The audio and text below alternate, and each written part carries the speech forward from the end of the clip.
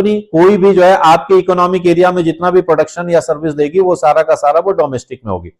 लेकिन नेशनल में जब हम बात करेंगे तो यहां पर क्या होगा कि आपके सिटीजन्स जो भी हैं, चाहे आपके यहां की जो कंपनी है वो भी आपके सिटीजन है, उसने चाहे आपके यहां प्रोडक्शन किया हो या विदेश में जाकर के अर्न किया हो, वो सारा का सारा किस में आ जाएगा, वो नेशनल में आएगा।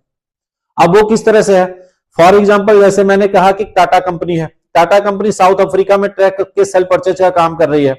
साउथ अफ्रीका क्या है, वो आपका इकोनॉमिक एरिया नहीं है, इसलिए आप उसको किस में नहीं लेंगे, डोमेस्टिक में नहीं लेंगे। क्यों? क्योंकि साउथ अफ्रीका आपका इकोनॉमिक एरिया नहीं है। लेकिन टाटा कंपनी आपके यहां की कंपनी है, नेशन आप एक सिटीजन आपके यहां के हैं, तो इसलिए जितना भी वहां पर प्रोडक्शन या सर्विस दिया वो आप किसमें कैलकुलेट करेंगे, नेशनल में करेंगे जो है। क्यों? क्योंकि वो आपके सिटीजन है। या ओएनजीसी है, ये जाकर के पेट्रोनास में ऑयल प्रोडक्शन का काम कर रहे हैं, रसिया में प्रोडक्शन का काम कर रहे हैं, वहां पर एनर्जी के तौर पर काम कर रहे हैं, तो वो सारा का सारा रसिया आपका इकोनॉमिक एरिया नहीं है, इसलिए आप उसको डोमेस्टिक में नहीं लेंगे, लेकिन नेशनल में ले लेंगे, क्योंकि ओएनजीसी आपके यहां की कंपनी है, इसलिए आप उसको नेशनल में लेंगे जो है। तो यहां पर जो आपके बाहर जाकर के अर्न कर रहे हैं वो क्या चीज है, एक्सपोर्ट है। आपने जो एक्सपोर्ट किया वो किस में ले रहे हैं, आप नेशनल में ले रहे हैं।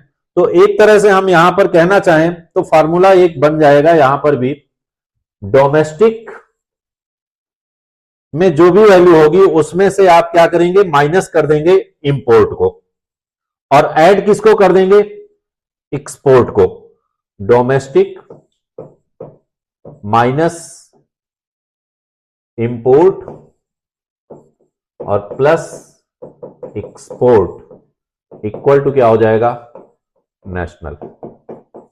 डोमेस्टिक यहां पर हम कह सकते हैं एक्सपोर्ट माइनस इंपोर्ट, जिसको हमने ब्रैकेट में कर दिया। और यही चीज क्या है, एक्सपोर्ट में से इंपोर्ट को माइनस कर दिया, तो ये क्या हो गया, नेट फॉरेन इनकम।